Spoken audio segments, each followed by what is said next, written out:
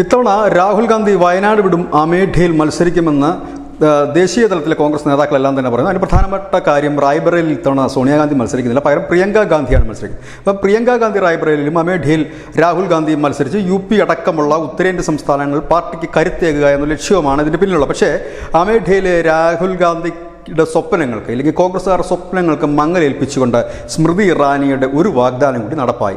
മറ്റൊന്നുമല്ല, കഴിഞ്ഞ തവണ മത്സരിച്ചപ്പോൾ സ്മൃതി ഇറാനി അവിടുത്തെ ജനങ്ങൾക്ക് നൽകിയ വാഗ്ദാനം താന് ഇനി മുതൽ ഈ നാട്ടുകാരിയായിരിക്കും എന്നൊരു വാഗ്ദാനമായിരുന്നു. കോൺഗ്രസ് പ്രധാനമായും പ്രചരണത്തിന് ഉപയോഗിച്ചത് വരുത്തയായ ഒരാൾ ഇല്ലെങ്കിൽ ഈ മണ്ഡലത്തിന് പുറത്തുനിന്നൊരാൾ എന്നായിരുന്നു സ്മൃതി ഇറാനിയെ വിശേഷിപ്പിച്ചിരുന്നെങ്കിൽ ഇനി അത് പറയേണ്ടി വരില്ല. സ്മൃതി ഇറാനി ഇനി മുതൽ അമേഠിക്കാരി തന്നെയാണ്. 2021 ഗൗരവ് ഗഞ്ചിലെ, അതായത് അമേഠിയിലുള്ള ഗൗരവ് ഗഞ്ചിലെ സുൽത്താൻപൂരിൽ ഈ സ്മൃതി ഇറാനി സ്ഥലം വാങ്ങിയിരുന്നു. അവിടെ വീട് പണി നടന്നിരുന്നു. പക്ഷേ ഈ വീടിൻ്റെ ഗൃഹപ്രവേശന കർമ്മം അയോധ്യയിലെ പ്രാണപ്രതിഷ്ഠ ചടങ്ങുകൾക്ക് ശേഷം മാത്രമേ നടത്തൂ എന്ന് അന്ന് തന്നെ സ്മൃതി ഇറാനി പറഞ്ഞത്. അതിൻ്റെ ആ പാലുകാച്ചൽ ചടങ്ങ് അല്ലെങ്കിൽ ഗൃഹപ്രവേശന ചടങ്ങ് നടന്നിരിക്കുന്നു. അമേഠിയിൽ ഇനി മുതൽ സ്മൃതി ഇറാനിയുടെ വീട് അമേഠിയിലായിരിക്കും.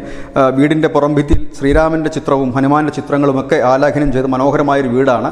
ആ വീടിൻ്റെ ഈ ഗൃഹപ്രവേശന ചടങ്ങിനും ഒരു വലിയ പ്രത്യേകത ഉണ്ടായിരുന്നു. അമേഠിയിലെ മുഴുവൻ പേരെയും അല്ലെങ്കിൽ മുഴുവൻ ജനങ്ങളെയും ക്ഷണിച്ചുകൊണ്ടും എല്ലാ രാഷ്ട്രീയ പാർട്ടിയിലെ നേതാക്കളെയും ക്ഷണിച്ചുകൊണ്ടുമായിരുന്നു ഈ വീടിൻ്റെ ഗൃഹപ്രവേശന ചടങ്ങുകൾ നടന്നത്. ഏതായാലും ഇനി പുറത്തുനിന്നുള്ള ഒരാൾ ഇല്ലെങ്കിൽ വരുത്ത എന്നൊരു പേരിനി സ്മൃതി ഇറാനിക്കുണ്ടില്ല. സ്മൃതി ഇറാനി അമേഠിയിൽ സ്ഥിരതാമസമാക്കുന്നതോടുകൂടി മണ്ഡലം എക്കാലത്തും അവരുടെ കയ്യിൽ സുരക്ഷിതമാകും എന്ന് ആണ് പൊതുവെ വിലയിരുത്തപ്പെടുന്നത്. News desk news India Malayalam.